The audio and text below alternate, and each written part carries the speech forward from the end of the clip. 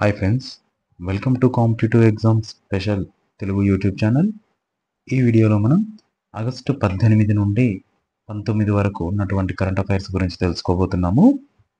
ఈ current affairs అన్నీ కూడా అన్ని రకాల పోటీ పరీక్షలకు ఉపయోగపడతాయి.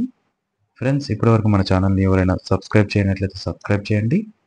అలాగే ఈ ఛానల్కి సంబంధించిన ఈ వీడియోకి సంబంధించినటువంటి ఎలాంటి ఫీడ్బ్యాక్ ఉన్నా కామెంట్ సెక్షన్లో తప్పక తెలపగలరు. సో దట్ దీన్ని మనము ఇంప్రూవ్ చేసుకునే అవకాశం అనేది ఉంటుంది. అలాగే ఈ కరెంట్ అఫైర్స్కి సంబంధించినటువంటి పీడిఎఫ్ కింద డిస్క్రిప్షన్ ఇచ్చినటువంటి వాట్సాప్ ఛానల్ కానీ టెలిగ్రామ్ గ్రూప్లో కానీ లేదా కింద ఇచ్చిన లింకుల ద్వారా మీరు డౌన్లోడ్ చేసుకొని ఉచితంగా చదువుకునే అవకాశాన్ని కల్పించడం జరుగుతుంది. అలాగే మనం ఈ వీడియోలో కరెంట్ అఫైర్స్ అన్నీ కూడా వివిధ అంశాల వారీగా విభజించి మనము నేర్చుకోవడం జరుగుతుంది. ఈ 2 రోజులకు సంబంధించి ముఖ్యంగా 12 అంశాలకి సంబంధించిన విషయాలను మనం ఈ వీడియోలో నేర్చుకోబోతున్నాము. మొదటి అంశము ముఖ్యమైన తేదీలు. ఈ ముఖ్యమైన తేదీల్లోని అంశం వచ్చేసి ప్రతి సంవత్సరం ఆగస్టు 19వ తేదీన ప్రపంచ ఫోటోగ్రఫీ దినోత్సవాన్ని ఘనంగా నిర్వహించడం జరుగుతుంది. దీని యొక్క ముఖ్య ఉద్దేశం మనిషి యొక్క జీవితంలో ఫోటోగ్రఫీ యొక్క ప్రాముఖ్యత ఏ విధంగా ఉంది, దానికి సంబంధించిన అవగాహన కల్పించాలన్న ఉద్దేశంతో ప్రతి సంవత్సరం ఆగస్టు 19వ తేదీన ప్రపంచ ఫోటోగ్రఫీ దినోత్సవాన్ని ప్రపంచవ్యాప్తంగా నిర్వహించడం అనేది జరుగుతుంది. దీని యొక్క ముఖ్య ఉద్దేశం ఎవరైతే ఈ ఫోటోగ్రఫీ ఫీల్డ్లో ఉన్నటువంటి ఫోటోగ్రాఫర్ల ఇదొక కళారూపంగా భావిస్తూ వారిని గౌరవించుకోవడంతో పాటు సమాజంలో ఫోటోగ్రఫీ అన్నది కూడా ఒక కళ లాగా వ్యాప్తి చేయాలన్న ఉద్దేశం ఈ ఫోటోగ్రఫీ దినోత్సవం యొక్క ముఖ్య ఉద్దేశం. ఈ సంవత్సరం యొక్క థీమ్ లేదా నినాదం వచ్చేసి మై ఫేవరెట్ ఫోటో. ఏంటి మై ఫేవరెట్ ఫోటో అనేది ఈ సంవత్సరం థీమ్. ఇందులో మనం గుర్తుంచుకోవాల్సింది ప్రపంచ ఫోటోగ్రఫీ దినోత్సవం ఆగస్టు 19, థీమ్ వచ్చేసి మై ఫేవరెట్ ఫోటో. ఇంకా జాతీయ అంశాల విషయానికి వస్తే ప్రస్తుతం పార్లమెంట్ సమావేశాలు అనేవి జరుగుతున్నాయి. ఈ సమావేశాల్లో భాగంగా జన్ విశ్వాస్ 2.0 బిల్ను భారత ప్రభుత్వం లోక్సభలో ప్రవేశపెట్టడం జరిగింది.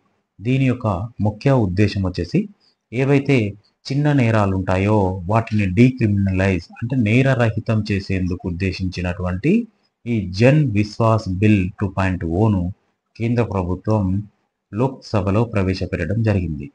ఈ డీక్రిమినలైజేషన్ చేసేందుకు గాను మొత్తం 288 చిన్న చిన్న నేరాలను ఈ జన్ విశ్వాస్ బిల్లు 2.0 కింద చేర్చడం అనేది జరిగింది.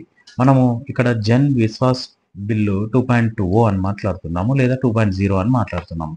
అయితే మొదటిసారిగా జన్ విశ్వాస్ బిల్లును 2023లో తీసుకురావడం జరిగింది. అందులో 183 చిన్న నేరాలకి సంబంధించినటువంటి పెద్ద పెద్ద పనిష్మెంట్లను తొలగించడం అనేది జరిగింది. అయితే ఈ జన్ విశ్వాస్ బిల్లు 2.0 కింద ప్రస్తుతం 288 నేరాలను చిన్న చిన్న నేరాలను పెద్ద పనిష్మెంట్లు ఉన్న వాటి నుండి తొలగించడం జరుగుతుంది. దీని యొక్క ముఖ్య ఉద్దేశం సులభతర జీవనాన్ని ప్రోత్సహించి వ్యాపార అనుకూల వాతావరణాన్ని మెరుగుపరిచేందుకు ఈ 2వ బిల్లును తీసుకొస్తున్నట్లుగా ప్రభుత్వం అనేది ప్రకటించడం అనేది జరిగింది. అలాగే ఈ బిల్లు లోక్సభలో ప్రవేశపెట్టిన తర్వాత లోక్సభ సభ్యుల ఆమోదంతో ఇది లోక్సభ సెలెక్ట్ కమిటీకి నివేదించడం జరిగింది. ఇందులో 183 మొదటి బిల్లు ద్వారా 288 రెండవ బిల్లు ద్వారా పెద్ద పనిష్మెంట్లను తొలగించే అవకాశం ఉన్నది. దాంట్లో వచ్చే కొన్ని నేరాలు 1988 మోటార్ వాహనాల చట్టం, 1950 రోడ్డు రవాణా సంస్థల చట్టం, 2009 తూనికలు కొలతల చట్టం, 1940 ఔషధాలు సౌందర్య ఉత్పత్తుల చట్టం వంటి వాటి కిందికి వచ్చే కొన్ని నేరాలకు శిక్షలను అనేది తొలగించడం ఈ బిల్లు యొక్క ముఖ్య ఉద్దేశం. అలాగే టోటల్గా ఓవరాల్గా 10 మినిస్ట్రీస్ అంటే 10 మంత్రిత్వ శాఖలకు చెందినటువంటి 16 కేంద్ర చట్టాలలో సంస్కరణలను ఈ బిల్లులో ప్రతిపాదించడం జరిగింది. అయితే ఈ జన్ విశ్వాస్ బిల్లు 2.0 కింద తొలిసారి నిబంధనలు ఎవరైతే ఉల్లంఘిస్తారో వారికి హెచ్చరికలు జారీ చేయడం అనేది ముఖ్య ఉద్దేశం. అలాగే ఏదైతే సాంకేతిక పరమైన చిన్న చిన్న ప్రక్రియలతో ముడిపడిన నేరాలకు జైలు శిక్ష బదులు అపరాధ రుసుం విధించడం అనేది మరొకటిగా ఈ జన్ విశ్వాస్ బిల్ 2.0లో తీసుకురావడం జరిగింది. ఈ బిల్ తీసుకురావాల్సిన ఇంకొక కారణం వచ్చేసి చిన్న చిన్న నేరాలు కూడా కోర్టులో ఉండడం వల్ల న్యాయ వ్యవస్థ మీద భారం పడుతుంది. దాన్ని తగ్గించేందుకు గాను ఈ జన్ విశ్వాస్ బిల్లును భారత ప్రభుత్వం తీసుకురావడం జరిగింది. జన్ విశ్వాస్ బిల్లును 2 సార్లు తీసుకొచ్చారు. మొదటిసారి తీసుకొచ్చిన బిల్ ద్వారా 183 నేరాలకు సంబంధించిన శిక్షలను తగ్గించడం అనేది చేశారు. రెండవ జన్ విశ్వాస బిల్లు ద్వారా 288 నేరాలకు సంబంధించినటువంటి పెద్ద పనిష్మెంట్లను తొలగించడం అనేది జరుగుతుంది. తర్వాత కేంద్ర ప్రభుత్వం జిఎస్టీకి సంబంధించి సవరణలు ప్రతిపాదించడం అనేది మనకు తెలిసిందే. ప్రస్తుతం 4 అంచెల జిఎస్టీ నిర్మాణం అనేది కలిగి ఉంది.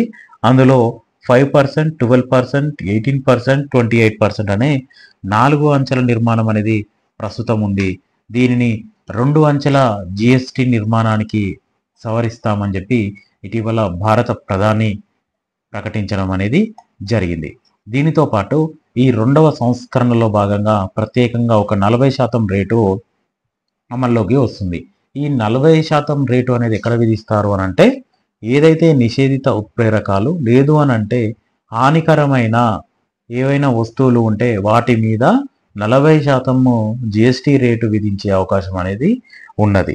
అయితే ఈ 2 అంచెల వ్యవస్థ నిర్మాణానికి సంబంధించిన ప్రతిపాదన అమల్లోకి వస్తే ప్రస్తుతం ఉన్నటువంటి 12, 28% స్లాబులు అనేవి తొలగించడం జరుగుతుంది. దాని ద్వారా మిగిలేటివి ఏంటి అని అంటే 5, 8% అనేవి మిగులుతాయి. ఈ 5, 18% ఈ 5%, 18% స్లాబులలో 18% స్లాబ్ జిఎస్టీ ప్రధాన ఆదాయంగా ఉండనున్నది. అంటే 2 అంచుల వస్తు సేవల పన్ను నిర్మాణంలో అధిక ఆదాయం దేని ద్వారా రాబోతున్నది అని అంటే 18% స్లాబ్ మీద మనకి అధిక ఆదాయం అనేది రావడం అనేది జరుగుతుంది అని గవర్నమెంట్ పేర్కొనడం జరిగింది. అయితే ఎవరికి 5% విధిస్తారు, ఎవరికి 18% విధిస్తారు అని అంటే మధ్యతరగతి పేదలకు లబ్ధి చేకూరేలా ఆహారం, నిత్యావసర వస్తువులు ఏదైతే ఉంటాయో వాటి మీద 5% పన్ను, విలాసవంతమైన వస్తువులు 18% పరిధిలోకి వస్తాయని చెప్పి భారత ప్రభుత్వం ప్రతిపాదించడం జరిగింది. ప్రస్తుతం ఇది ప్రతిపాదన దశలో ఉన్నది. అమల్లోకి అయిన తర్వాత పూర్తి వివరణ అనేది తెలుసుకుంటాము. తర్వాత ఐఐఎం గుహతి ఐఐఎం కొత్తగా ఏర్పాటు చేయుట కొరకు లోక్సభలో కేంద్ర ప్రభుత్వం బిల్లు ప్రవేశపెట్టడం జరిగింది. ఆ బిల్ పేరు భారతీయ నిర్వహణ సంస్థ సవరణ బిల్లు 2025. ఈ బిల్లును భారత ప్రభుత్వం లోక్సభలో ప్రవేశపెట్టింది. దేని కొరకు అని అంటే ఐఐఎం గుహతి ఈ ప్రదేశంలో ఈ ఐఐఎం గుహతి ఏర్పాటు అనేది ఆ ప్రాంతం యొక్క విద్య మరియు అభివృద్ధిని అనేది పెంచడంతో పాటు అక్కడ లోకల్లో ఉన్నటువంటి విద్యార్థుల నైపుణ్యాలను అభివృద్ధి చేసుకోవడానికి, అలాగే వారికి ఉద్యోగ అవకాశాలను మెరుగ్గా తీసుకురావడం కొరకు భారత ప్రభుత్వం ఐఐఎం గుహతిలో ఏర్పాటు చేయడం కొరకు లోక్సభలో బిల్లును ప్రవేశపెట్టడం జరిగింది. IIM full form Indian Institute of Management. Guwahati ఎక్కడ ఉంది? అస్సాం రాష్ట్రంలో ఉంది. ఈ బిల్లును ప్రవేశపెట్టిన వ్యక్తి పేరు కేంద్ర విద్యాశాఖ మంత్రి ధర్మేంద్ర ప్రధాన్. దీనికి సంబంధించి కేంద్రం, రాష్ట్ర ప్రభుత్వం మరియు United liberation front of Assam ప్రతినిధులు ఒక ఒప్పందం మీద సంతకం చేసి ఐఐఎంని గుహతిలో ఏర్పాటు చేయుటకు ఆమోదించడం అనేది జరిగింది. తర్వాత రాజ్యసభ నందు భారత పోర్టుల బిల్లుకు ఆమోదం తెలపడం జరిగింది. అయితే ఇంతకు ముందుకు 1908 సంవత్సరంలో చేసినటువంటి భారత పోర్టుల చట్టం స్థానంలో 2025 సంవత్సరానికి గాను భారత పోర్టుల బిల్లు 2025ను రాజ్యసభలో ఆమోదించడం జరిగింది. ఈ నూతన బిల్ అనేది 21వ శతాబ్దానికి భారతదేశ సముద్ర రంగాన్ని బలోపేతం చేసేందుకు గాను ఒక గొప్ప వ్యూహాత్మకంగా ఈ బిల్లు పనిచేస్తుంది అని చెప్పి భారత ప్రభుత్వం పార్లమెంటులో ప్రకటించడం జరిగింది. దీని ద్వారా ఓడరేవు రంగం వృద్ధికి మరియు ఓడరేవుల నిర్వహణలో పోటీ మరియు సామర్థ్యాన్ని ప్రోత్సహించడానికి, అలాగే ప్రభుత్వానికి సిఫార్సులు చేయడానికి బాధ్యత వహించే కేంద్ర ప్రభుత్వం సముద్ర రాష్ట్ర అభివృద్ధి మండలిని ఏర్పాటు చేయడానికి ఈ బిల్లు వీలు కల్పిస్తుంది. ఏ అభివృద్ధి మండలి? సముద్ర రాష్ట్ర అభివృద్ధి మండలి ఈ బిల్లు ప్రకారం ఏర్పాటు చేయడం అనేది జరుగుతుంది. అలాగే ఈ బిల్లు ప్రభుత్వానికి సంబంధించి ఒక కొత్త ఓడరేవును తెలియజేయడం కోసం కానీ, లేదా ఏదైనా ఓడరేవు పరిమితులను మార్చడానికి కానీ, లేదా సముద్ర వాణిజ్యం కొరకు జాతీయ దృక్పథ ప్రణాళికను రూపొందించడానికి ఈ బిల్ అనేది అధికారం ఇవ్వడం జరుగుతుంది. తర్వాత కేంద్ర ప్రభుత్వం ఒక నూతన పోర్టల్ని ప్రారంభించడం జరిగింది. దాని పేరు వికసిత్ భారత్ రోజ్గార్ యోజన. ఈ పథకాన్ని ఇటీవల ఆగస్టు 15 భారత స్వాతంత్ర దినోత్సవం సందర్భంగా భారత ప్రధాని నరేంద్ర మోడీ గారు ఎర్రకోటపై నుంచి ప్రసంగిస్తున్న సమయంలో ప్రకటించినటువంటి పథకం పేరు వికసిత్ భారత్ రోజ్గార్ యోజన.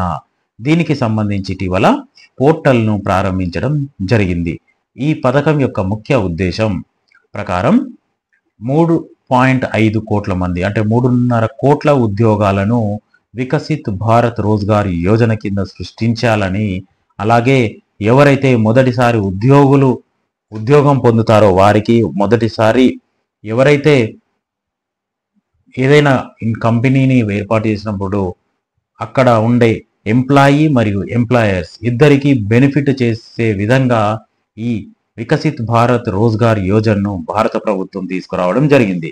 ఈ పోర్టల్లో ద్వారా భారతదేశంలో 3.5 కోట్ల ఉద్యోగాలను సృష్టించనున్నారు. అలాగే ఎవరైతే ఈ లబ్ధిదారులు ఉంటారో ఉమాంగ్ అప్లికేషన్ ఏదైతే భారత ప్రభుత్వం యొక్క అధికారిక ఆండ్రాయిడ్ అప్లికేషన్ అయినటువంటి ఉమాంగ్ అప్లికేషన్లో వారి యొక్క యుఏఎన్ యూనివర్సల్ అకౌంట్ నెంబర్ను అప్లోడ్ చేయడం ద్వారా ఈ పోర్టల్లో నమోదు చేసుకోవచ్చు. అలాగే వాటి యొక్క ప్రోత్సాహకాలను పొందే అవకాశం అనేది ఉంటుంది. పథకం పేరు వికసిత్ భారత్ రోజ్గార్ యోజన. అయితే ఈ పోర్టల్ అనేది 2 పార్టులుగా ఉంటుంది. మొదటి పార్ట్ ఏమో ఎంప్లాయీస్ కోసం అంటే ఉద్యోగుల కోసం మొదటి పార్ట్. రెండవ పార్ట్ ఎంప్లాయర్ కోసం అంటే యజమానుల కోసం. ఇది 2 పార్టులుగా ఈ పోర్టల్ అనేది పనిచేస్తుంది. తర్వాత భారతదేశంలో small scale industry, small medium MSME sector బలోపేతం చేసేందుకు గాను వరల్డ్ బ్యాంక్ సహకారంతో కేంద్ర ప్రభుత్వం రాంప్ అనే నూతన పథకాన్ని ప్రవేశపెట్టడం జరిగింది. రాంప్ అనగా raising and accelerating MSME performance. MSME అంటే మైక్రో స్మాల్ మీడియం ఎంటర్ప్రైజెస్, సూక్ష్మ చిన్న మధ్య తరహా పరిశ్రమలు. ఎంఎస్ఎంఈ సెక్టార్ బలోపేతం కొరకు ప్రపంచ బ్యాంకు సహాయం. ఏ బ్యాంకు? ప్రపంచ బ్యాంకు సహాయంతో కేంద్ర ప్రభుత్వం ఇటీవల ప్రవేశపెట్టినటువంటి నూతన పథకం పేరు రాంప్ అనగా raising and accelerating MSME performance.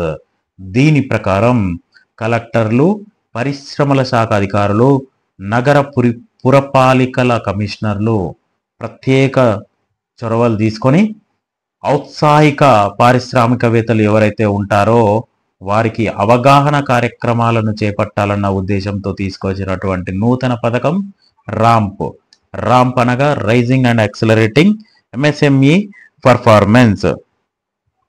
దీని ప్రకారం రాష్ట్రంలోని అన్ని జిల్లాల్లో ప్రతి జిల్లా పరిశ్రమ శాఖలో ప్రత్యేకంగా ఎంటర్ప్రైజ్ డెవలప్మెంట్ సెంటర్తో పాటు 2 నిపుణులను నియమించడం అనేది జరుగుతుంది.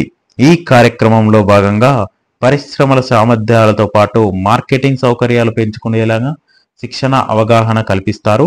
కాలుష్యానికి చోటు ఇవ్వని పర్యావరణ హిత పరిశ్రమల ఏర్పాటుకు ప్రోత్సాహం అనేది కల్పించడం జరుగుతుంది. అలాగే MSME micro small medium enterprises లో ఎగుమతి ఛాంపియన్లుగా ఎదిగేలా తోడ్పాటు అందించడం కోసం ఏర్పాటు చేసిన నూతన పథకం రాంప్. అలాగే కొన్ని లక్ష్యాలను పేర్కొనడం జరిగింది. మొదటి లక్ష్యం ఏవైతే పరిశ్రమలు ఉంటాయో వాటి యొక్క డిజిటల్ పోర్టల్ మానిటరింగ్ ప్రక్రియలను మెరుగుపరచడం. రెండవది బ్రాండ్ ప్రమోషన్ ఇంక్యుబేషన్ ద్వారా స్టార్టప్లను ప్రోత్సహించడం. మూడవది దేశీయ మార్కెట్లకు అవసరమైన దిగుమతి ప్రత్యామ్నాయ ఉత్పత్తులను తయారు చేసేందుకు ఎంఎస్ఎంఈల సామర్థ్యాన్ని పెంపొందించడం. నాలుగవది దివాలా తీసిన పరిశ్రమలను సమగ్ర సర్వే ద్వారా గుర్తించి కోలెండింగ్ ప్రక్రియ ద్వారా మద్దతు ఇవ్వడం. ఐదవది వాణిజ్య ప్రదర్శనలు, ప్యాకేజింగ్, టెస్టింగ్ సౌకర్యాలు, ధృవీకరణ పత్రాలు అందించి ఎగుమతులను ప్రోత్సహించడం అనే 5 లక్ష్యాలతో ఈ నూతన పథకము ప్రారంభించడం అనేది జరుగుతుంది. ఏ బ్యాంకు సహాయం? ప్రపంచ బ్యాంకు సహాయం. అలాగే లోక్సభలో 130వ రాజ్యాంగ సవరణ బిల్లు 2025ను భారత పార్లమెంటులో ప్రవేశపెట్టే అవకాశం అనేది ఉంది అని చెప్పి దీనికి సంబంధించి కేంద్ర హోంశాఖ మంత్రి అయినటువంటి అమిత్ షా లోక్సభ స్పీకర్కు లెటర్ రాయడం అనేది జరిగింది. అసలు ఈ 130వ రాజ్యాంగ సవరణ బిల్లు దేనికి సంబంధించిందంటే భారతదేశంలో ప్రజాప్రతినిధులు అత్యున్నత స్థాయిలో ఉన్నటువంటి ప్రజాప్రతినిధులైనటువంటి ప్రధానమంత్రి, కేంద్ర మంత్రులు, రాష్ట్రాల కేంద్రపాలిత ప్రాంతాల ముఖ్యమంత్రులు, కేంద్రపాలిత ప్రాంతాలు మరియు రాష్ట్రాలకు చెందినటువంటి మంత్రులు ఎవరైతే తీవ్రమైన నేరారోపణల కింద అరెస్టు చేయబడి వారు నిర్బంధించబడితే వారిని తొలగించడం కొరకు చట్టపరమైన చర్యలు తీసుకోవడం కోసం ఉపయోగపడే బిల్ 130వ రాజ్యాంగ సవరణ బిల్లు. దీని ప్రకారం ప్రధానమంత్రి కానీ, కేంద్ర మంత్రులు కానీ, రాష్ట్రాలు కేంద్రపాలిత ప్రాంతాలకు సంబంధించినటువంటి ముఖ్యమంత్రులు కానీ, మంత్రులు కానీ ఎవరైనా 5 సంవత్సరాలు, గుర్తుంచుకోండి, 5 సంవత్సరాలు లేదా అంతకంటే ఎక్కువ కాలం జైలు శిక్ష విధించదగిన నేరం కింద వారు వరుసగా 30 రోజులు అరెస్టు చేయబడి నిర్బంధించినబడి వారిని డైరెక్ట్గా 31వ రోజున వారిని పదవి నుండి తొలగించాలని ఈ బిల్లు పేర్కొన్నది. ఇప్పటి వరకు ఇలాంటి బిల్లు భారతదేశ స్వాతంత్ర చరిత్రలోనే రానటువంటి నూతన రాజ్యాంగ సవరణ బిల్లు 130వ రాజ్యాంగ సవరణ బిల్లు. దీనిని భారత పార్లమెంట్లో ప్రవేశపెట్టడానికి అనుమతి కోరుతూ కేంద్ర హోంశాఖ మంత్రి అమిత్ షా లోక్సభ స్పీకర్కు లెటర్ రాయడం జరిగింది. ఎన్ని రోజులు?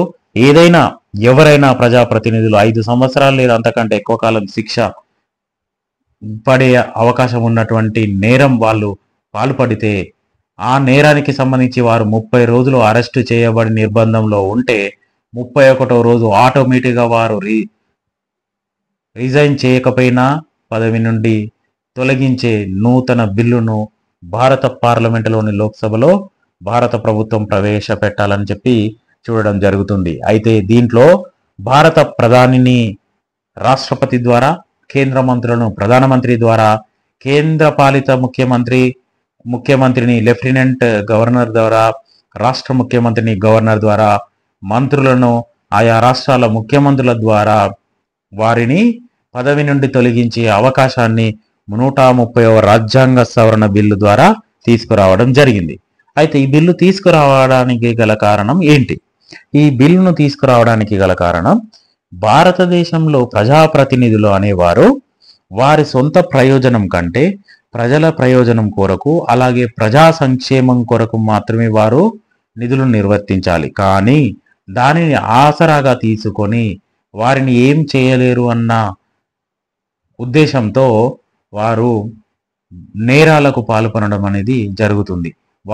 వారు ఏంటంటే నేరాలకు పాల్పడిన తర్వాత కూడా వారిని ఏం చేయలేని నిస్సహాయ పరిస్థితిలో ఉన్నందుకు దానిని తొలగించడం కొరకు భారత రాజ్యాంగ 130వ సవరణ బిల్లును భారత ప్రభుత్వం అనేది ప్రవేశపెట్టడం జరుగుతుంది. దీనికి సంబంధించి భారత రాజ్యాంగంలోని 75, 164, 239 AA ఈ 3 అధికరణలను సవరించే అవకాశాన్ని 130వ రాజ్యాంగ సవరణ బిల్లు ద్వారా భారత ప్రభుత్వం తీసుకురావడం జరుగుతుంది. అయితే దీంట్లో ఒక పాయింట్ ఏమి ఇచ్చారంటే, ఎవరైతే కస్టడీ నుండి విడుదల అయిన తర్వాత వారిని తిరిగి నియమించవచ్చు అని చెప్పి ఈ బిల్లు పేర్కొన్నది. దీనిని ప్రతిపక్షాలు అనేవి విమర్శించడం జరుగుతుంది. ఎందుకు అనంటే, ప్రతిపక్ష పార్టీలకు సంబంధించినటువంటి ఎవరైనా అధికారంలో ఉంటే వారిని ఈ రాజ్యాంగ సవరణ ద్వారా చేసినటువంటి ఒకవేళ చట్టం అయితే వారిని అన్యాయంగా జైలు పాలు చేసి పదవి నుండి తొలగించే అవకాశం లేకపోలేదు అని చెప్పేసి ప్రతిపక్షాలు ఆరోపిస్తున్నాయి. కానీ భారత ప్రభుత్వం ఆ విధంగా చేయము అని చెప్పేసి అంటున్నది. ఈ తర్వాత అంతర్జాతీయ అంశాల విషయానికి వస్తే, నేపాల్ ప్రధానమంత్రి అయినటువంటి ఖడ్గ ప్రసాద్ శర్మ ఓలీ వచ్చే నెల అంటే సెప్టెంబర్లో భారతదేశాన్ని సందర్శించే అవకాశం అనేది ఉంది. ఈ మధ్య కాలంలో నేపాల్ ప్రధాని భారత పర్యటనకి సంబంధించి చాలా నెలలుగా పెండింగ్ లో ఉంది. అంటే చాలా నెలలుగా భారతదేశ పర్యటనకు నేపాల్ ప్రధాని రాలేదు. కానీ మన పొరుగు దేశమైన నేపాల్కి భారతదేశం అనేవి అన్ని సౌకర్యాలను కల్పించడం జరుగుతుంది. కావున మరలా మన 2 దేశాల మధ్య లోతైన స్నేహబంధాలను మరింత బలోపేతం చేయడం కొరకు, అలాగే 2 దేశాల ప్రజల పురోగతి మరియు శ్రేయస్సు కోసం పరస్పర ప్రయోజనకరమైన సహకారాన్ని మరింత విస్తరించేందుకు గాను ఇద్దరు కలిసి పనిచేయాలన్న ఉద్దేశంతో వచ్చే నెల అనగా సెప్టెంబర్లో ఖడ్గ ప్రసాద్ శర్మ ఓలీ భారత పర్యటనకు రావడం అనేది జరిగే అవకాశం ఉంది. ఎవరు? నేపాల్ ప్రధాని ఖడ్గ ప్రసాద్ శర్మ ఓలీ.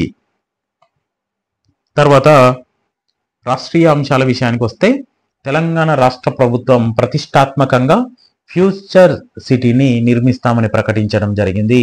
ఈ ఫ్యూచర్ సిటీలో భాగంగా 765 స్క్వేర్ కిలోమీటర్స్ 765 చదరపు కిలోమీటర్ల విస్తీర్ణంలో ఈ ఫ్యూచర్ సిటీని డెవలప్ చేస్తామని చెప్పి తెలంగాణ రాష్ట్ర ప్రభుత్వం ప్రకటించడం అనేది జరిగింది.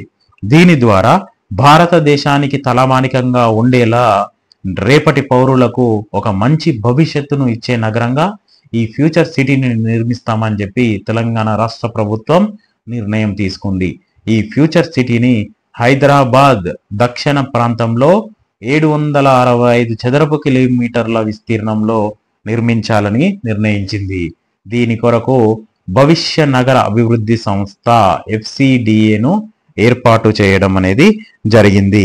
ఈ FCDAను Telangana urban areas development act 1975 కింద భవిష్య నగర అభివృద్ధి సంస్థను ఏర్పాటు చేయడం జరిగింది. ప్రస్తుత GHMC greater Hyderabad municipal corporation సరిహద్దులకు అవతల ఏర్పాటవుతున్నటువంటి ఈ జోన్ను భావితరాలకు స్థిరమైన సంతులిత నగరంగా తీర్చిదిద్దాలన్న లక్ష్యంతో ఫ్యూచర్ సిటీని హైదరాబాద్ దక్షిణ ప్రాంతంలో 765 చదరపు కిలోమీటర్ల విస్తీర్ణంలో నిర్మించాలని చెప్పి తెలంగాణ రాష్ట్ర ప్రభుత్వం నిర్ణయం తీసుకుంది. ఈ ఫ్యూచర్ సిటీలో ఏమేమి ఉంటాయంటే, మెయిన్గా పర్యావరణ పరిరక్షణకు పెద్దపీట వేయనున్నారు. అలాగే నివాస సముదాయాల నుంచి కాలినడకన్నే చేరుకునే దూరంలోనే విద్య, వైద్యం, ఉపాధి, ఉద్యోగ, వినోద సంస్థలు ఉండేలాగా ఈ ఫ్యూచర్ సిటీలో ప్రణాళికలు రూపొందిస్తారు. అలాగే భారతదేశంలోనే మొదటి నెట్ జీరో స్మార్ట్ ఇండస్ట్రియల్ సిటీగా ఫ్యూచర్ సిటీని తయారు చేయాలని చెప్పి తెలంగాణ రాష్ట్ర ప్రభుత్వం నిర్ణయం తీసుకుంది. తర్వాత ఉత్తరాఖండ్ మంత్రివర్గం క్యాబినెట్ వారు మైనారిటీ విద్యా సంస్థల బిల్లుకు ఆమోదం తెలపడం జరిగింది.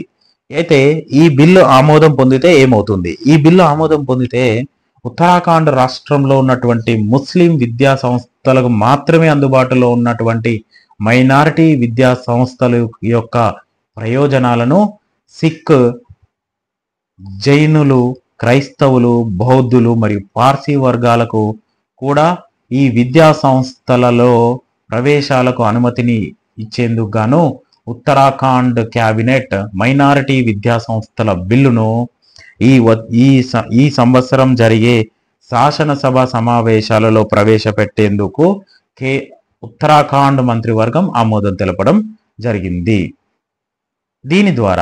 ఈ బిల్లు ద్వారా మైనారిటీ విద్యా సంస్థలు ఏవైతే ఉంటాయో వాటిని స్థాపించేందుకు గాను పరిపాలనలో ఈ బిల్లు జోక్యం చేసుకోదు. కానీ ఎడ్యుకేషనల్ నైపుణ్యం అనేది వృద్ధి చెందేందుకు తప్పక ఈ బిల్లులో కొన్ని అంశాలు అనేవి జోడించడం జరుగుతుంది. దీని ద్వారా ఉత్తరాఖండ్ మదర్సా విద్యా బోర్డు చట్టం 2016, ఉత్తరాఖండ్ నాన్ ప్రభుత్వ అరబిక్ మరియు పర్షియన్ మదర్సా గుర్తింపు నియమాలు 2019 అనేటివి రద్దు చేయబడతాయి. అలాగే ఈ గుర్తింపు పొందినటువంటి విద్యా సంస్థలు సొసైటీస్ యాక్ట్, ట్రస్ట్ యాక్ట్ మరియు కంపెనీస్ యాక్ట్ కింద నమోదు చేసుకోవాల్సి ఉంటుంది. అలాగే దానికి సంబంధించిన భూమి ఏదైతే విద్యా సంస్థలకు సంబంధించినటువంటి భూమి యొక్క బ్యాంకు ఖాతాలు మరియు ఇతర ఆస్తుల యాజమాన్య సంస్థ పేరు మీదనే ఉండాలి అని చెప్పి నూతన బిల్లులో తీసుకురావడం అనేది జరుగుతుంది. దీని యొక్క ముఖ్య ఉద్దేశం ఆర్థిక దుర్వినియోగ నిర్వహణ అనేది చేయడం, పారదర్శకత లేకపోవడం వాటిని నిరోధించడం మరియు మత మరియు సామాజిక సామరస్యానికి విరుద్ధమైన కార్యకలాపాలు జరిగితే గుర్తింపును ఉపసంహరించుకునే విధంగా ఉత్తరాఖండ్ మంత్రివర్గం మైనారిటీ విద్యా సంస్థల బిల్లుకు ఆమోదం తెలపడం జరిగింది. అలాగే పశ్చిమ బెంగాల్ రాష్ట్ర ప్రభుత్వం వలస కార్మికుల బాగు కోసం ఒక నూతన పథకాన్ని తీసుకురావడం జరిగింది. ఆ పథకం పేరు శ్రమశ్రీ. ఈ పథకాన్ని ప్రకటించిన వారు పశ్చిమ బెంగాల్ ముఖ్యమంత్రి అయినటువంటి మమతా బెనర్జీ. దీని యొక్క ముఖ్య ఉద్దేశం ఎవరైతే రాష్ట్రానికి చెందినటువంటి వలస కార్మికులు తిరిగి రాష్ట్రానికి వస్తారో వారికి నెలవారీ నగదు ప్రోత్సాహం అందించడానికి ఏర్పాటు చేసినటువంటి పథకం శ్రమశ్రీ.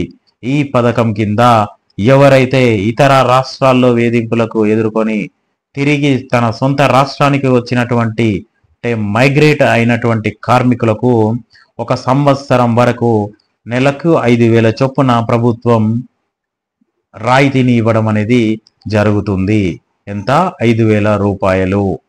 దీని ద్వారా వారు ఇతర రాష్ట్రాల నుండి వచ్చినటువంటి ఎవరైతే మైగ్రేట్ అయిన కార్మికులకు తన యొక్క ఉపాధి దొరికేంత వరకు లేదా 1 సంవత్సరం వరకు వారి యొక్క బతుకుదెరువు సాగించేందుకు గాను 5,000 రూపాయల చొప్పున ప్రభుత్వం సహాయం అందించేందుకు ప్రకటించినటువంటి పథకం శ్రమశ్రీ పథకం. అలాగే ఎవరైతే వలస కార్మికులు ఉంటారో వారు మరియు వారి కుటుంబాలకి సంబంధించినటువంటి రేషన్ కార్డులు, స్వస్థ సాధి ఉచిత ఆరోగ్య సంరక్షణ పథకం కార్డులు సహా రాష్ట్ర ప్రభుత్వం ప్రకటించే ఏ పథకాల ప్రయోజనాలను కూడా వీరు పొందుతారని శ్రమశ్రీ పథకం ద్వారా పశ్చిమ బెంగాల్ ముఖ్యమంత్రి మమతా బెనర్జీ ప్రకటించడం జరిగింది. ఇక శాస్త్ర సాంకేతిక అంశాల విషయానికి వస్తే భారత ప్రభుత్వం వికసిత్ భారత్ 2047కి అనుగుణంగా 2040లో భారతీయ వ్యోమగామిని చందమామపై అడుగు పెట్టనుండడానికి కేంద్ర ప్రభుత్వం సంకల్పంగా తెలపడం అనేది జరిగింది. ఇటీవల భారత వ్యోమగామి అయినటువంటి శుభాంశు శుక్లా అంతరిక్షంలోకి వెళ్ళడం అనేది జరిగింది. ఈ శుభాంశు శుక్లా అనే వ్యక్తి యాక్సియం 4 మిషన్ ద్వారా అంతరిక్షంలోకి చేరుకున్నటువంటి తొలి భారత వ్యోమగామి. ఈ వ్యోమగామి సక్సెస్ఫుల్ గా తన యొక్క యాత్రను ముగించినందుకు అభినందిస్తూ కేంద్ర మంత్రి జితేంద్ర సింగ్ లోక్సభలో చర్చను ప్రారంభించారు. ఈ చర్చలో సందర్భంగా 2040 నాటికి భారతీయ వ్యోమగామి చందమామపై అడుగు పెడతాడని చెప్పి కేంద్ర ప్రభుత్వం లక్ష్యంగా పెట్టుకుంది అని చెప్పి కేంద్ర మంత్రి జితేంద్ర సింగ్ లోక్సభలో ప్రకటించడం జరిగింది. అలాగే ఈ యాత్ర 2047 నాటికి భారతదేశం ఒక అభివృద్ధి చెందిన దేశంగా మారేందుకు గాను అలాగే అంతరిక్ష కార్యక్రమంలో ఈ యాత్ర కీలక పాత్ర పోషిస్తుందని పేర్కొనడం జరిగింది. దానితోటి మన సైన్స్ అండ్ టెక్నాలజీ అంతరిక్ష రంగానికి సంబంధించిన వాణిజ్యం ప్రస్తుతం $800 కోట్ల చేరుకుందని కూడా ఈ చర్చ సందర్భంగా కేంద్ర మంత్రి ప్రకటించడం అనేది జరిగింది. దాంతో పాటు భారత ప్రభుత్వం కొన్ని లక్ష్యాలను వికసిత్ భారత్ కింద పెట్టుకోవడం జరిగింది. ఆ లక్ష్యాలు వచ్చేసి ఒక రోబో వ్యోమమిత్ర, రోబో పేరు వ్యోమమిత్ర అనే రోబోను 2026లో అంతరిక్షంలోకి పంపనున్నారు. 2027లో తొలిసారిగా మానవ సహిత అంతరిక్ష యాత్ర మానవ సహిత అంతరిక్ష యాత్రను చేపట్టనున్నారు. తర్వాత 2040 మనం ఇందాక అనుకున్నట్టుగానే చంద్రుడిపై వ్యోమగామి పాదం మోపి త్రివర్ణ పతాకాన్ని ఎగురవేయాలి. 2035 కల్లా సొంత అంతరిక్ష కేంద్రం ఉండాలి అన్న లక్ష్యంతో భారత ప్రభుత్వం పనిచేస్తుంది అని చెప్పి ఈ చర్చ సందర్భంగా కేంద్ర మంత్రి జితేంద్ర సింగ్ పేర్కొనడం జరిగింది. తర్వాత భారతదేశం మరియు ఇజ్రాయెల్ శాస్త్రవేత్తలు కలిసి కృష్ణబిల జిగేల్ గుట్టును విప్పడం అనేది జరిగింది. భూమికి 28,000 కాంతి సంవత్సరాల దూరంలో ఉండే ఒక కృష్ణబిలం నుండి వెలువడుతున్నటువంటి ఎక్స్రే సంకేత తీరును, దాని యొక్క వెనక ఉన్న గుట్టును భారతదేశం మరియు ఇజ్రాయెల్ శాస్త్రవేత్తలు ఉమ్మడిగా కలిసి దాని యొక్క గుట్టును బయట పెట్టడం అనేది జరిగింది. దీనికోసం మన భారతదేశం ప్రయోగించినటువంటి ఒక ఖగోళ పరిశీలక ఉపగ్రహం అయినటువంటి ఆస్ట్రోసాట్ ఉపగ్రహం పేరు ఆస్ట్రోసాట్ సహాయపడడం అనేది జరిగింది. ఈ కృష్ణబిలం నుండి వెలువడే ఎక్స్రే వెలుగులు 2 దశల్లో ఉన్నాయని చెప్పి శాస్త్రవేత్తలు కనుగొన్నారు. అందులో ఒక దశ ప్రకాశవంతంగా ఉండగా రెండో దశ మసకగా ఉన్నది అని చెప్పేసి శాస్త్రవేత్తలు పేర్కొనడం జరిగింది. అలాగే ఒక్కొక్క దశ కొన్ని వందల సెకండ్లకి సంబంధించి భారత అంతరిక్ష పరిశోధన సంస్థకు చెందినటువంటి యుఆర్ రావు ఉపగ్రహ కేంద్రం మరియు ఇజ్రాయెల్లోని ఐఫా విశ్వవిద్యాలయ శాస్త్రవేత్తలు పరిశోధనలు చేసి ఈ 2 దశల్లో కృష్ణబిలం నుంచి ఎక్స్రే వెలుగులు ఉన్నాయని చెప్పి పేర్కొనడం జరిగింది. అలాగే ఈ కృష్ణబిలాలు పొరుగునున్నటువంటి నక్షత్రాల నుండి వాయువులను స్వాహా చేస్తున్నాయని, ఈ క్రమంలో తీవ్ర వేడి ఎక్స్రేలు వెలువడుతున్నాయని చెప్పి శాస్త్రవేత్తలు కనుగొనడం జరిగింది. అలాగే ఈ తాజా కృష్ణబిలం నుంచి వస్తున్నటువంటి ఎక్స్రేలో వేగంగా వెలుగుతూ ఆరిపోతూ తలకులిండాన్ని తొలిసారిగా గమనించారు. అంటే ఒకసారి ప్రకాశవంతం కావడం, మసక కావడం, ప్రకాశవంతం కావడం, మసక కావడం అనేది జరుగుతుంది. అలాగే ఇది దాదాపు సెకనుకు 70 సార్లు ఇలా జరుగుతుంది. దేదీప్యమాన దశలో సెకనుకు ఈ 70 సార్లు ఇలా ప్రకాశించడం, ఆరిపోవడం, ప్రకాశించడం, ఆరిపోవడం జరుగుతుంది అని చెప్పి శాస్త్రవేత్తలు కనుగొన్నారు. ఏ శాస్త్రవేత్తలు? భారత్ మరియు ఇజ్రాయెల్ శాస్త్రవేత్తలు. తర్వాత ఆర్థిక వ్యవస్థ, ఎకానమీకి సంబంధించి బెంగళూరులో తైవాన్ ఎలక్ట్రిక్ దిగ్గజ సంస్థ ఫాక్స్కాన్ తన బెంగళూరు ప్లాంట్లో ఐఫోన్ 17 ఉత్పత్తిని ప్రారంభించడం జరిగింది. ఇది రీసెంట్ ఎగ్జామ్స్లో కొన్ని ఎగ్జామ్స్లో ఇలాంటి కూడా అడిగే అవకాశం ఉంది అని చెప్పి మనం దీని గురించి డిస్కస్ చేస్తున్నాము. ఐఫోన్ 17 ఉత్పత్తిని భారతదేశంలో ఎక్కడ ప్రారంభిస్తున్నారు అంటే బెంగళూరులో. ఏ సంస్థ అంటే ఫాక్స్కాన్ ఏ దేశానికి చెందినటువంటి సంస్థ అంటే తైవాన్ దేశానికి సంబంధించింది. అలాగే ఇది ఒక ఎలక్ట్రానిక్ దిగ్గజ సంస్థ. తర్వాత నివేదికలు. ఇటీవల పీరియాడిక్ లేబర్ ఫోర్స్ సర్వే రిపోర్టును ఇవ్వడం జరిగింది. దీంట్లో జూలై నెలకు సంబంధించినటువంటి నిరుద్యోగ రేటుకి సంబంధించిన వివరాలను విడుదల చేయడం జరిగింది. భారతదేశంలో నిరుద్యోగ రేటు జూలైలో 5.2% తగ్గింది అని చెప్పి పీరియాడిక్ లేబర్ ఫోర్స్ సర్వే పేర్కొనడం జరిగింది. అయితే పోయిన నెల జూన్లో మాత్రం 5.6%గా, మేలో 5.6%గా నమోదయ్యింది. జూలైలో మాత్రం 5.2%గా నిరుద్యోగ రేటు నమోదయ్యిందని చెప్పి పీరియాడిక్ లేబర్ ఫోర్స్ సర్వే పేర్కొంది. దీన్ని విడుదల చేసిన వారు కేంద్ర గణాంకాలు కార్యక్రమాల అమలు మంత్రిత్వ శాఖ వారు విడుదల చేసినటువంటి పీరియాడిక్ లేబర్ ఫోర్స్ సర్వే ప్రకారం తెలపడం జరిగింది. అంటే ఈ సర్వే ప్రకారం మేలో నిరుద్యోగ రేటు 5.6%, జూన్లో 5.6%, జూలైలో 5.2% అని చెప్పి పేర్కొనడం జరిగింది. ఇక మహిళలు పురుషుల విషయానికి వస్తే జూలై నెలలో మహిళలలో నిరుద్యోగ రేటు 5.1%గా ఉందని, పురుషుల్లో 5.3%గా నమోదు అయిందని చెప్పి సర్వే పేర్కొంది. అంటే పురుషుల్లోనే అధిక నిరుద్యోగ రేట్ అనేది నమోదయ్యింది. ఇక పట్టణ గ్రామీణ ప్రాంతాల విషయానికి వస్తే పట్టణ ప్రాంతాల్లో 7.1%గా ఉన్నటువంటి నిరుద్యోగ రేటు 7.2%కి పెరిగింది అని, గ్రామీణ ప్రాంతాల్లో 4.9% నుండి 4.4%కి తగ్గింది అని చెప్పి పీరియాడిక్ లేబర్ ఫోర్స్ సర్వే తెలపడం జరిగింది. అలాగే యుక్త వయస్సు 15 నుండి 29 ఏళ్ల వయసు కలిగిన వారిలో నిరుద్యోగిత రేటు జూన్లో 15.3%గా ఉంటే జూలై వచ్చేసరికి 14.9%కి తగ్గింది. ఓవరాల్గా మనం చూసుకుంటే 15 నుండి 29 ఏళ్ల వయసు కలిగిన వారిలో నిరుద్యోగిత రేట్ అనేది అధికంగా 14.9% జూలై నెలలో నమోదైనట్టుగా మనం ఇక్కడ గమనించవచ్చు. అత్యధిక నిరుద్యోగిత రేటు మహిళలతో పోలిస్తే పురుషుల్లో అనేది ఉన్నదని ఇక్కడ గమనించవచ్చు.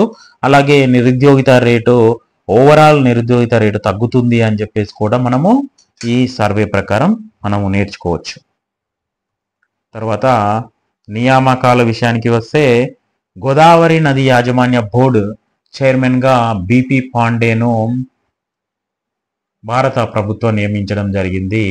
దీనికి సంబంధించి ఇటీవల హైదరాబాద్లో ఉన్నటువంటి బోర్డు కార్యాలయంలో బాధ్యతలు స్వీకరించారు. అయితే అంతకుముందు ఎవరున్నారు అంటే అంతకుముందు ఏకే ప్రధాన్ గోదావరి నది యాజమాన్య బోర్డు చైర్మన్గా బాధ్యతలు నిర్వహించారు. అతను పదవీ విరమణ చేసిన తర్వాత గోదావరి నది యాజమాన్య బోర్డు చైర్మన్గా ఎవరిని బీపీ పాండేను నియమించడం జరిగింది. అయితే అసలు ఈ గోదావరి నది యాజమాన్య బోర్డు అనేది ఏంటి అంటే, ఈ గోదావరి నది యాజమాన్య బోర్డు అనేది గోదావరి నదిపై ఉన్న ప్రాజెక్టులను ఏవైతే ఉంటాయో వాటి యొక్క పరిస్థితిని నిర్వహించడం కొరకు, అలాగే ఆ నీటి వనరులు నీటి పంపిణీని ఎప్పటికప్పుడు పర్యవేక్షించడం, అలాగే మన రెండు తెలుగు రాష్ట్రాలైనటువంటి తెలంగాణ మరియు ఆంధ్రప్రదేశ్ మధ్య నీటి వనరుల వివాదాలను పరిష్కరించడం కోసం భారత ప్రభుత్వం ఏర్పాటు చేసినటువంటి ఒక స్వయం ప్రతిపత్తి సంస్థ గోదావరి నది యాజమాన్య బోర్డు. దీని యొక్క ప్రస్తుత చైర్మన్ బీపీ పాండే. ఇది కేంద్ర ప్రభుత్వ జలశక్తి మంత్రిత్వ శాఖ పరిధిలో పనిచేసే అటువంటి ఒక స్వయం ప్రతిపత్తి కలిగినటువంటి సంస్థ. ఈ గోదావరి నది యాజమాన్య బోర్డు యొక్క ఉద్దేశాలు గోదావరి నది పరిధిలోని ప్రాజెక్టులు శ్రీరామ్ సాగర్, పోలవరం, కాళేశ్వరం వంటి వాటిని నిర్వహణ, నీటి పంపిణీ సమన్వయం చేయడం, తెలంగాణ ఆంధ్రప్రదేశ్ రాష్ట్రాల మధ్య నీటి వనరులకు సంబంధించిన సమస్యలను పరిష్కరించాలన్న ఉద్దేశంలో ఏర్పాటు చేసినటువంటి బోర్డు గోదావరి నది యాజమాన్య బోర్డు. దీని యొక్క కార్యాలయం హైదరాబాదులో ఉన్నది. తర్వాత ఇటీవల భారతదేశ పర్యటనకు చైనా విదేశాంగ మంత్రి అయినటువంటి వాంగ్ యు రావడం జరిగింది. చాలా రోజుల తర్వాత చైనాకి సంబంధించినటువంటి ఒక విదేశాంగ మంత్రి భారతదేశానికి రావడం, అలాగే ఇటీవల అమెరికా ప్రభుత్వం విధించినటువంటి సుంకాలకు వ్యతిరేకంగా భారతదేశానికి సపోర్టుగా మాట్లాడడం అనేది చాలా రోజుల తర్వాత జరిగినటువంటి ముఖ్యమైన సంఘటన. అలాగే ఈ పర్యటనలో భాగంగా ముఖ్య ఉద్దేశం సరిహద్దు సమస్యలకు సంబంధించి భారతదేశం మరియు చైనా యొక్క ప్రత్యేక ప్రతినిధుల 24వ సమావేశంలో పాల్గొనేందుకు గాను చైనా విదేశాంగ మంత్రి అయినటువంటి వాంగ్ యు భారతదేశానికి వచ్చారు. ఈ ప్రత్యేక ప్రతినిధుల సమావేశానికి భారతదేశం నుండి జాతీయ భద్రతా సలహాదారు national security adviser Ajit Doval చర్చలో పాల్గొనడం జరిగింది. అలాగే ఈ చర్చల్లో భాగంగా ఇరు దేశాల నడుమ జరిగినటువంటి కుదిరిన అవగాహన ఒప్పందాలు, అంతకు ముందు జరిపిన చర్చల్లో తీసుకున్న నిర్ణయాలతో భారతదేశంతో కలిసి పనిచేయడమే ఈ చైనా విదేశాంగ మంత్రి వాంగ్ యీ పర్యటన లక్ష్యం అని చెప్పి చైనా ప్రభుత్వం కూడా ప్రకటించడం అనేది జరిగింది. అలాగే ఈ ప్రకటన భారతదేశంపై అమెరికా 50% సుంకాలను విధించినట్లు ప్రకటించిన తర్వాత చైనా ప్రభుత్వ రిప్రజెంటేటివ్ భారతదేశానికి రావడం ప్రాధాన్యతను సంతరించుకుంది. ఇంకా వార్తల్లోని వ్యక్తులు ఇటీవల ఉపరాష్ట్రపతి అభ్యర్థికి సంబంధించి ఎన్నికలు నిర్వహించబోతున్నారు. ఆ ఉపరాష్ట్రపతి ఎన్నికల్లోకి సంబంధించి విపక్షాల అభ్యర్థిగా జస్టిస్ బి సుదర్శన్ రెడ్డిని విపక్షాలు తమ యొక్క ఉమ్మడి అభ్యర్థిగా ప్రకటించడం జరిగింది. జస్టిస్ బి సుదర్శన్ రెడ్డి మన భారతదేశంలో పేరొందినటువంటి ఒక ప్రగతిశీల న్యాయ కోవిదుడు. అలాగే సుప్రీంకోర్టు మాజీ న్యాయమూర్తి కూడా జస్టిస్ బి సుదర్శన్ రెడ్డి. ఇతను మన తెలుగువాడు, తెలంగాణ రాష్ట్రంలోని రంగారెడ్డి జిల్లా ఆకులం మైలారానికి చెందినటువంటి వ్యక్తి. అలాగే ఉపరాష్ట్రపతి ఎన్నికల్లో తెలుగు రాష్ట్రాలలో వెంకయ్య నాయుడు తర్వాత పోటీ పడుతున్నటువంటి రెండవ తెలుగు వ్యక్తిగా జస్టిస్ బి సుదర్శన్ రెడ్డి నిలవనున్నారు. ఇతను 2007 జనవరి 12 నుంచి 2011 జూలై 11 వరకు సుప్రీంకోర్టు న్యాయమూర్తిగా విధులు నిర్వహించారు. అలాగే 2013 మార్చిలో గోవా యొక్క తొలి లోకాయుక్తగా వ్యవహరించిన వ్యక్తి జస్టిస్ బి సుదర్శన్ రెడ్డి. ప్రస్తుతం ఐఏఎంసి శాశ్వత ట్రస్ట్ గా బీసీ కులగణన అధ్యయన కమిటీ చైర్మన్ గా జస్టిస్ బి సుదర్శన్ రెడ్డి ఉండడం జరిగింది. ఈ వ్యక్తిని విపక్షాలు ఏకగ్రీవంగా ఉపరాష్ట్రపతి అభ్యర్థిగా నామినేట్ చేయడం జరిగింది. తర్వాత తోటకూర ప్రసాద్ అనే వ్యక్తికి 14వ అమెరికా తెలుగు సాహితీ సదస్సు వారు జీవన సాఫల్య పురస్కారంతో గౌరవించడం జరిగింది. దేని కొరకు అంటే అమెరికాలో ఉన్నటువంటి తెలుగు సమాజానికి మరియు తానా వంటి సంస్థలకి సాహితీ సేవలు అందిస్తున్నందుకు గాను తోటకూర ప్రసాద్కు జీవన సాఫల్య పురస్కారం అనేది ఇవ్వడం జరిగింది. ఇచ్చిన వారు అమెరికా తెలుగు సాహితీ సదస్సు వారు. దీనికి హ్యూస్టన్లో ఒంగూరి ఫౌండేషన్ మరియు హ్యూస్టన్ తెలుగు సాంస్కృతిక వేదిక నిర్వహించినటువంటి ఈ సదస్సుకు అమెరికాలోని వివిధ రాష్ట్రాల నుండి సాహిత్య అభిమానులు హాజరవడం జరిగింది. అందులో 14వ అమెరికా తెలుగు సాహితీ సదస్సు వారు జీవన సాఫల్య పురస్కారంతో గౌరవించినటువంటి వ్యక్తి తోటకూర ప్రసాద్. తర్వాత ఇందాక మనం చెప్పుకున్నట్టుగా భారత తొలి వ్యోమగామి అయినటువంటి శుభాంశు శుక్లా యాక్సియం-4 మిషన్ పేరు గుర్తుంచుకోవాలి. యాక్సియం-4 మిషన్ ద్వారా రోజసీ యాత్ర పూర్తి చేసుకున్నటువంటి తొలి భారత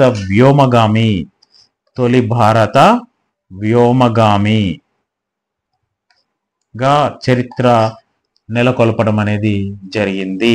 ఇతను ఈ అంతరిక్ష యాత్ర కోసం సంవత్సర కాలం పాటు అమెరికాలో ఉన్నారు. అలాగే యాక్సియం-4 మిషన్ ద్వారా జూన్ 25 నుంచి జూలై 15 వరకు రోజసీ యాత్ర నిర్వహించడం జరిగింది. దీని ద్వారా అంతరిక్ష కేంద్రం ఇంటర్నేషనల్ స్పేస్ స్టేషన్కి చేరుకున్నటువంటి మొదటి భారత వ్యోమగామిగా రికార్డు సృష్టించినటువంటి వ్యక్తి శుభాంశు శుక్లా. అలాగే ఇతను భూకక్షలోని అంతర్జాతీయ అంతరిక్ష కేంద్రానికి చేరిన శుభాంశు శుక్లా మానవాళికి ప్రయోజనం కలిగించే అనేక ప్రయోగాలు నిర్వహించడం జరిగింది. ఇంకా క్రీడల విషయానికి వచ్చినప్పుడు చీనా వార్కి ఈమె ఒక అంతర్జాతీయ క్రీడాకారిణి. వీరిపై నాడా సస్పెన్షన్ వేటు వేయడం జరిగింది. ఎవరి మీద? చీనా వార్కి. ఎందుకు సస్పెన్షన్ వేటు వేశారు అంటే నిషేధిత ఉత్ప్రేరకాలు తీసుకున్నట్లు తేలడంతో ఈ భారత అథ్లెట్పై నాడా అంటే జాతీయ డోపింగ్ నిరోధక సంస్థ సస్పెన్షన్ విధించడం జరిగింది. అయితే ఈమె ఇంతకు ముందుకు 2023 ఆసియా క్రీడలు హాంగ్జౌలో జరగడం జరిగింది. అందులో భారతదేశం తరపున షీనా వారికి ప్రాతినిధ్యం వహించడం జరిగింది. అయితే ప్రతిసారి అథ్లెట్లకు సంబంధించి జాతీయ డోపింగ్ నిరోధక సంస్థ అయినటువంటి నాడా నిషేధిత ఉత్ప్రేరకాలు వాళ్ళు వాడుతున్నారా లేదా అనేది చేస్తుంది. అయితే అసలు ఈ నాడా అనేది ఏంటి? ఈ నాడా అనేది భారతదేశంలో ఒక యాంటీ డోపింగ్ ఏజెన్సీ, భారతదేశానికి సంబంధించి ఇదొక జాతీయ సంస్థ. దీని ద్వారా క్రీడలలో డోపింగ్ నియంత్రణ కార్యక్రమాన్ని అన్ని రూపాలలో ప్రోత్సహించడం, సమన్వయం చేయడం మరియు పర్యవేక్షించడం దీని యొక్క ముఖ్య బాధ్యత. ఈ ఏజెన్సీని కేంద్ర ప్రభుత్వం జాతీయ డోపింగ్ నిరోధక చట్టం 2022 ప్రకారం ఏర్పాటు చేయడం జరిగింది. దీంట్లో సైంటిస్ట్స్ ఉంటారు, అలాగే ఇండియన్ ఒలింపిక్ అసోసియేషన్ ప్రతినిధులు కూడా నాడాలో ఉండడం జరుగుతుంది. తర్వాత ఆసియా షూటింగ్ ఛాంపియన్షిప్ పురుషుల ఎయిర్ పిస్టల్ టీం విభాగంలో భారతదేశం రజతం గెలుచుకోవడం జరిగింది. ఏ పథకం గెలుచుకుంది? రజతం. ఏ టీము? పురుషుల ఎయిర్ పిస్టల్ టీం. ఎక్కడ అంటే ఆసియా షూటింగ్ ఛాంపియన్షిప్. ఈ ఆసియా షూటింగ్ ఛాంపియన్షిప్ పోటీలు ఎక్కడ జరుగుతున్నాయి అని అంటే కజకిస్తాన్ దేశంలోని షమ్కెంట్ అనే ప్రాంతంలో ఆసియా షూటింగ్ ఛాంపియన్షిప్ పోటీలు జరుగుతున్నాయి. ఈ పోటీలలో పురుషుల ఎయిర్ పిస్టల్ టీం విభాగంలో రజతాన్ని సాధించుకున్నటువంటి జట్టు భారత జట్టు. ఫ్రెండ్స్, ఇవి ఆగస్టు 18 మరియు 19కి సంబంధించినటువంటి కరెంట్ అఫైర్స్. ఈ కరెంట్ అఫైర్స్ కనుక మీకు నచ్చినట్లయితే తప్పక మన ఛానల్ని లైక్ చేయండి. అలాగే ఈ వీడియో కనుక మీకు నచ్చినట్లయితే మన తోటి మిత్రులతో ఈ వీడియోని షేర్ చేసుకోండి. అలాగే ఈ వీడియో మీద ఎలాంటి ఫీడ్బ్యాక్ ఉన్నా లేదా ఇంకా మనం ఏ విధంగా ఇంప్రూవ్ చేసుకోవాలని మీరు ఏమైనా చెప్పాలి అనుకున్నా తప్పక కామెంట్ సెక్షన్లో తెలపడంతో మన ఛానల్ని ఇంకా ముందుకు తీసుకుపోయే అవకాశం ఉంటుంది. తద్వారా మన ఈ ఛానల్ ద్వారా కొంతమంది అయినా కరెంట్ అఫైర్స్లో ప్రావీణ్యం పొందడంతో పాటు ఇవి రాబోయే పోటీ పరీక్షల్లో ఉపయోగపడితే ఈ ఛానల్ యొక్క లక్ష్యం నెరవేరుతుంది అని చెప్పి పేర్కొనడం జరుగుతుంది. కావున ఎవరైతే ఈ వీడియోను పూర్తి స్థాయిలో చూసి ఈ పూర్తి స్థాయిలో చూసిన వీడియోకి సంబంధించిన వివరణ కానీ ఫీడ్బ్యాక్ కానీ కామెంట్ సెక్షన్లో తప్పక తెలపగలరని మరొకసారి కోరడం జరుగుతుంది. అలాగే ఈ వీడియోకి సంబంధించినటువంటి పీడిఎఫ్ కింద ఇచ్చినటువంటి లింకులలో మీరు ఉచితంగా పొందవచ్చు. దానిని మీరు మన తోటి మిత్రులకు కూడా ఈ కరెంట్ అఫైర్స్ని షేర్ చేసి వారికి కూడా ఈ కరెంట్ అఫైర్స్ ఉపయోగపడే విధంగా మీరు వారికి సహాయంగా ఉండేందుకు ఈ పీడిఎఫ్ అనేది ఉపయోగపడుతుంది. అలాగే ఇప్పటివరకు మన ఛానల్ని ఎవరైనా సబ్స్క్రైబ్ చేయనట్లయితే తప్పక సబ్స్క్రైబ్ చేయండి. ఈ వీడియోని చూసి అలాగే మన ఛానల్ని ఆదరిస్తున్న అందరికీ once again thank you one and all. జై హింద్.